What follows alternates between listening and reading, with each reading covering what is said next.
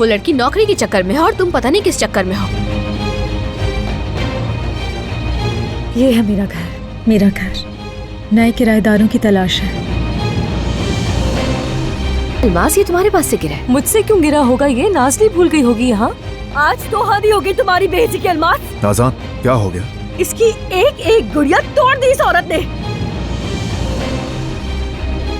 तुम्हारी अम्मी को फंसाया है उसने।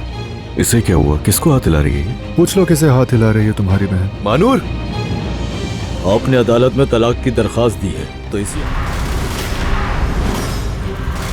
तो आप तहे दिल से नाज़ान को जान से तलाक चाहते हैं? वैसे अली, भूल गए कि हम यहाँ क्यों आए थे? फिकरत साहब से हम मिलने के लिए आए थे यहाँ पर। मैं हूँ फिकरत। ये मोहब्बत बदुआ बन गई है, ये सजा